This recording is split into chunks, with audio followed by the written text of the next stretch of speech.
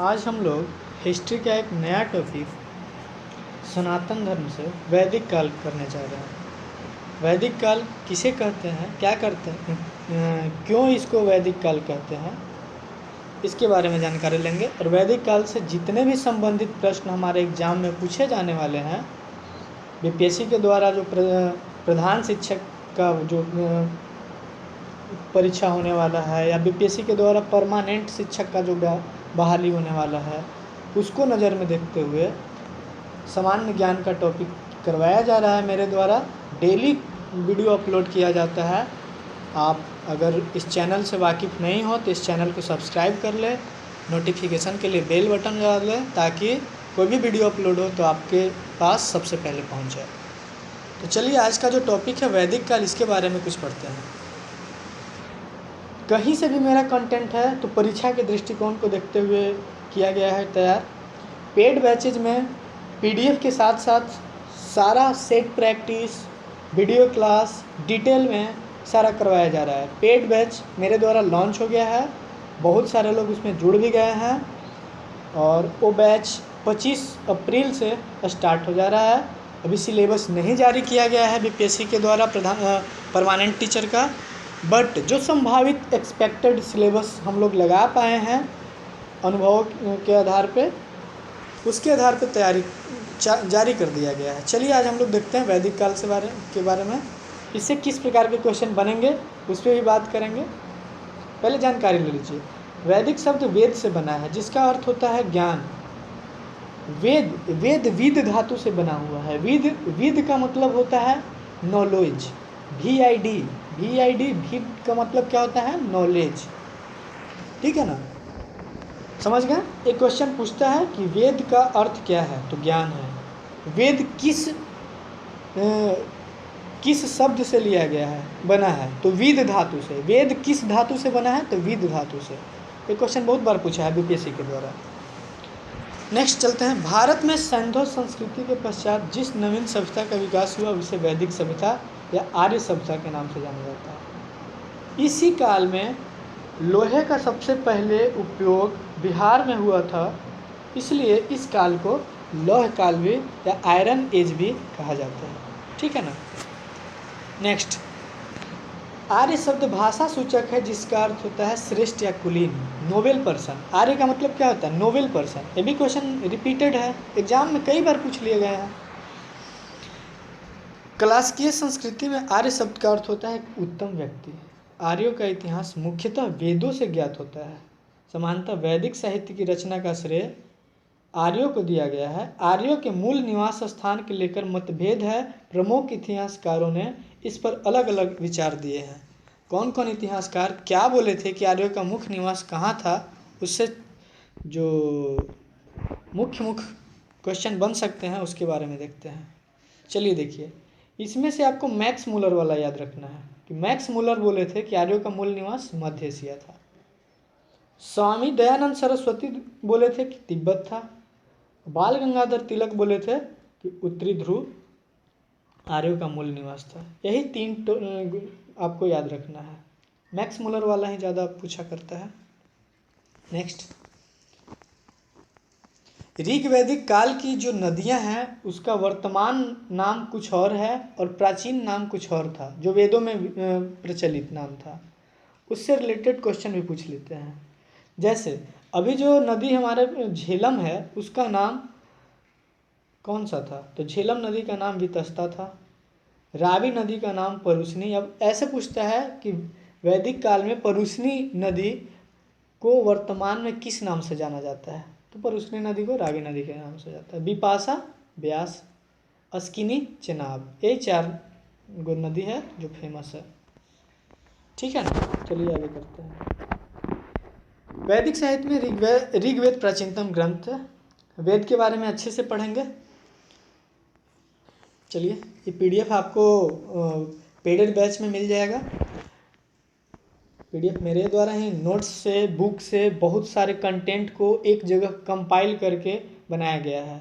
इससे ज़्यादा वैदिक एज से अगर कोई भी प्रश्न आते हैं एग्जाम में तो इससे बाहर नहीं आएंगे, ये मेरा दावे के साथ है। जो भी हम कंटेंट तैयार करते हैं बहुत ही ज़्यादा मेहनत के साथ करते हैं। इसलिए आप लोग कोई भी आपके दोस्त हैं, रिलेटिव में हैं, जो बीपीएससी परमानेंट टीचर का बहाली आने वाला है उसमें पार्टिसिपेट करने वाले हैं, प्रधान शिक्षक के बहाली के लिए एग्ज़ाम देने वाले हैं, प्रिंसिपल की बहाली के एग्ज़ाम देने वाले हैं, ऐसे कुछ भी है, या फिर बीपीएससी जो पीसीएस का होता है उसके लिए भी बहुत ही इम्पोर्टेंट टॉपिक है। चलिए आगे देखते हैं।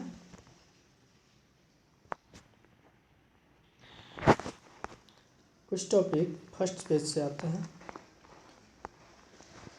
हाँ, वैदिक सभ्यता का अगर एज पूछ लिया जाए, टाइम पीरियड पूछ लिया जाए, तो कहाँ से कहाँ तक है? 1500 ईसा पूर्व से 600 के जगह 500 रखिए, नहीं 600 ही रखिए, 600 ईसा पूर्व तक, क्योंकि दो भागों में बांटा जाता है वैदिक सभ्यता को।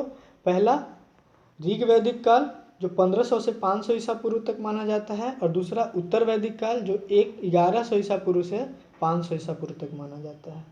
अर्थात इसका पहला 1500 और इसका लास्ट 500 ईसा पूर्व, यही इसका टेन्यूर रहा था। वैदिक शब्दावली में वेद का अर्थ ज्ञान होता है। गोधुमा गेहूं को कहा जाता था। यव जौ को, जो अभी प्रचलित में भी है। अष्टकर्णी और अघन्य, ये दो नाम गाय को समर्पित था। अष्टकर्णी, ये अच्छा क्वेश्चन है। अष्टकर्णी और अघन्य गाय को समर्पित, दुहित्री बेटी को कहा जाता था, ठीक है ना। ऐसे ही और देखिए, राजाकृत, राजा बनाने वाले को कहा जाता था। इभ्य, धनवान व्यक्ति को कहा जाता था। बस यही सब है प्रचलित में। अब नेक्स्ट देखिए, कुछ ऐसे तथ्य मिलेंगे जो बहुत सारे विद्वानों के द्वारा जो बोला गया था कि कहाँ से आर्य आए थे, उनका निवास स्थल कहाँ था, ये यहाँ भी आपको एक प्रकार से दिया हुआ है। इसको भी पॉज करके आप देख सकते हैं। इससे भी क्वेश्चन बहुत बार पूछा गया। जो मैक्स मुलर वाला जो है ना 7th नंबर पे, यही क्वेश्चन पूछता है। मैक्स मुलर वाला, स्वामी दयानंद सरस्वती वाला और बाल गंगाधर तिलक वाला। वैदिक एज में 3 प्रकार का ऋण की चर्चा किया गया है। पहला ऋषि ऋण, पितृ ऋण और देव ऋण, 3 प्रकार के ऋण हैं। अब आइए, बहुत ही विश्वसनीय ये टॉपिक है और इससे हर बार बीपीएससी के एग्जाम में एक न एक क्वेश्चन इससे देखने को मिलता है।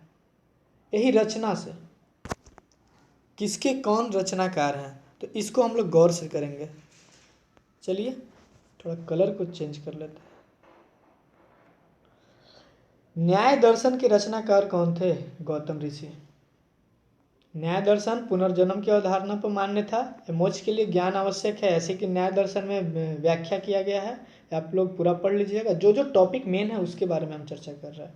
वैशेषिक दर्शन के रचनाकार कौन थे? तो ऋषि कनाद थे। कनाद ही जो ऐसे ऋषि थे जो सबसे पहले, केमिस्ट्री में आप लोग पढ़ते होंगे पदार्थ की अवस्था, पदार्थ की अवस्था 5 प्रकार के हैं वर्तमान में। ये कहीं बाहर के लोग, विदेशी लोग नहीं दिए थे, हमारे भारतीय ने दिए थे, और ऋषि कनाद थे। आप जाइएगा दिल्ली के अक्षर मंदिर टेम्पल है, वहाँ एक चलता है शो। उस शो को अगर आप टिकट के साथ देखिएगा, टिकट लेकर के, तो वहाँ पे आपको सारा चीज़ दिखेगा। कहाँ दिखेगा? तो नाव वाला जो सीन है, नाव वाला सीन, जो नाव पे बैठा करके आपको अंदर वाटर में गुफा जैसा एकदम बनाए हुए है उसमें दिखाएगा। तो सारे तरह से ऋषि महात्माओं का पूरा, और जितने भी आज टेक्नोलॉजी डेवलप हुआ है वो पहले के ऋषि महात्मा लोग कैसे वर्णन किए थे वो सब उस गुफा में बताया जाता है। तो ये सब जाइए, कभी देखिए, घूमिए। तो मेन टॉपिक ये है कि वैशेषिक दर्शन में ही आपको बताया गया था कि पदार्थ की अवस्था के बारे में, और वो बताने वाले ऋषि कनाद थे। सांख्य दर्शन के रचनाकार कपिल ऋषि, कपिल मुनि को जाता है। यही रचनाकार कौन है, इसी से रिलेटेड क्वेश्चन पूछता है, इसी पे हम लोग बात कर रहे हैं। इसके बारे में पढ़ लीजिएगा आप। सत्य, गुण, अच्छाई और आनंद का स्रोत है सांख्य दर्शन। ईश्वर के अस्तित्व में विश्वास नहीं, विश्व यथार्थ नहीं है, ऐसा कुछ मान्यता है सांख्य दर्शन में। अब आइए नेक्स्ट, इसी में पूछा जाता है कि योग दर्शन के प्रवर्तक कौन थे? तो महर्षि पतंजलि थे। महर्षि पतंजलि, इनके अनुसार इनके अनुसार योग द्वारा मनुष्य जन्म मरण के बंधन से मुक्ति पा सकता है। इसलिए अभी भी आप लोग देखते होंगे कि जो साधु महात्मा संत लोग होंगे वो योग करते हैं, साधना पे बैठते हैं। साधना करने का मुख्य क्या है वजह? मुक्ति को पाना, जन्म और मरण के चक्र से ऊपर उठ करके भगवान में लीन हो जाना मुक्ति का मार्ग बताया गया है, जो बौद्ध धर्म में बताया गया है, जैन धर्म में भी बताया गया है। ठीक है ना। चलिए आगे आते हैं। पूर्व मीमांसा इसकी रचना जैमिनी ऋषि ने किया था। वेदों की महत्ता स्वीकार जैमिनी ऋषि ने किया था। देवताओं की उपासना पूर्व मीमांसा में मिलता है। परम सत्य का हल ढूंढने की चेष्टा नहीं होता है पूर्व मीमांसा में। और उत्तर मीमांसा किनके द्वारा लिखा गया है? तो बदारयन ऋषि के द्वारा। पहले अध्याय में ब्रह्मा की प्रकृति और विश्व तथा अन्य जीवों के साथ इसमें प्रबल संबंध है। आप लोग देख लीजिएगा एक बार, इसको बहुत ही अच्छे तरह से कंपाइल किया हुआ है। अब थोड़ा सा कुछ हम एक्स्ट्रा चीज़ हम पढ़ते हैं आपके बारे में, जो ज़्यादा आपके लिए कारगर होगा। थोड़ा सा ब्रेक ले लेते हैं। आइए अब हम लोग बात करते हैं यही वैदिक एज के बारे में।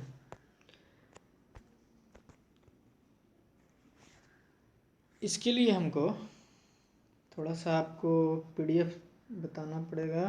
पीडीएफ और नोट्स पे आते हैं। सॉरी,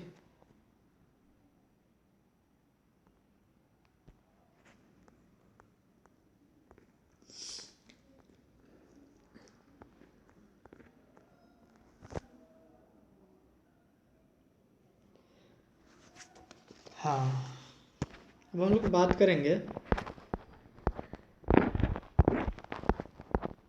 कहाँ गया टॉपिक? पहला पेज। हाँ, उपनिषद, वेद, ये सब कहाँ से आया है, क्यों आया? वैदिक साहित्य के रूप में ये सबको जाना जाता है, देखा जाता है, जो 3000 बीसी से लेकर के 500 बीसी के बीच में कंपाइल हुआ था। ठीक है ना। इसमें वेद किस धातु से बना है, विद धातु से बना है, ये सब आपको जो बता चुके हैं इसी के बारे में है। अब हम लोग वेद के बारे में पढ़ेंगे। वेदों की संख्या टोटल कितने हैं? 4 हैं। कौन कौन? ऋग्वेद। तो ऋग्वेद के बारे में थोड़ा सा जान लेते हैं। ऋग्वेद वेदों का वेद कहा जाता है, यह सबसे पुराना वेद इसी को कहा जाता है, जिसमें 10 मंडल हैं और 1028 श्लोक हैं, जिसमें 4 महत्वपूर्ण देवताओं को मान्यता दिया गया है। महत्वपूर्ण देवता मतलब नेचुरल गॉड, इंद्र, अग्नि, वरुण और सोम। इंद्र हैं वर्षा के देवता, जिनको पुरंदर कहा जाता है। पुरंदर दैट मीन्स, कहने का मतलब किला या किला को तोड़ने वाला। अग्नि हैं दूसरे, और वरुण वर्षा के देवता। अग्नि को क्या कहा जाता है? अग्नि को पाथ मेकर भी कहा जाता है। पाथ मेकर जैसे जंगल में अगर रास्ता नहीं है, आप वहाँ पे रास्ता बनाना चाहते हैं तो घास में आग लगा दीजिए, देखिएगा कि आपको वो रास्ता एक बना देगा। कांटा वाटा जो भी है उस सबको जला देगा, तो आपका रास्ता बन गया कि नहीं बन गया? तो अग्नि का से मतलब क्या होता है? अग्नि का तात्पर्य वेद में, ऋग्वेद में पाथ मेकर के रूप में बताया गया है, रास्ता बनाने वाला के तौर पे। वरुण वर्षा के देवता के रूप में जाने जाते हैं। और सोम प्राकृतिक देवता हैं, जो पेड़ पौधे के देवता हैं। चलिए, ऋग्वेद में सबसे महत्वपूर्ण देवता इंद्र को माना गया है। अब हम लोग ऋग्वेद में नदी का उल्लेख किया गया है, जिसमें सबसे पवित्र नदी सरस्वती नदी को माना जाता है। अनेकों बार सरस्वती नदी का जिक्र है, इसलिए ऋग्वेद में सरस्वती नदी को सबसे पवित्र नदी माना जाता है, जो आज के डेट में विलुप्त होने की कगार पर हो गई है। नेक्स्ट आप सुनिएगा, ऐसा पीडीएफ में आपको कंपाइल हो जाएगा। ऋग्वेद में ही वर्णित है 10 राजाओं का युद्ध, बैटल ऑफ 10 किंग्स, जो परुशनी नदी के तट पर हुआ था। परुशनी नदी का वर्तमान नाम क्या है, ये आप हमको कमेंट बॉक्स में मैसेज करके बताइए। ऋग्वेद में 7वें मंडल में 10 राजाओं का युद्ध के बारे में वर्णन मिलता है। और अभी एक ऋग्वेद से रिलेटेड एक अगर बनाया जाए क्वेश्चन, तो ये भी बता सकता है, जैसे जातिगत जनगणना भी चल रहे हैं हमारे बिहार राज्य में, जो सबसे बड़ा एक बोला जाए तो सही चीज़ नहीं है मेरे दृष्टिकोण से। चलिए देखिए, तो जाति प्रथा जो सबसे पहले ऋग्वेद में इस जाति प्रथा का वर्णन किया गया था और वो 10वें मंडल के पुरुष सूक्त में किया गया था।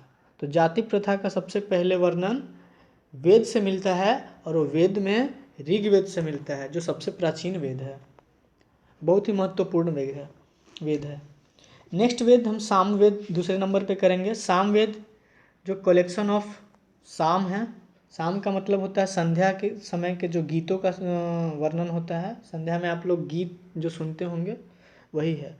साम वेद को संध्या में भगवान को खुश करने के लिए गाया जाता है। भारतीय शास्त्रीय संगीत का उद्भव भी साम वेद से हुआ है। ये क्वेश्चन बार बार पूछता है कि भारतीय शास्त्रीय संगीत का उद्गम का केंद्र क्या है, कौन सा वेद है, सामवेद, यजुर्वेद, अथर्ववेद? तो सामवेद है। तीसरे नंबर का वेद हम लोग चलेंगे यजुर्वेद। यजुर्वेद करेंगे, इसमें आपको छूट गया है। अच्छा, ये सब तो किया गया था। सामवेद हो गया।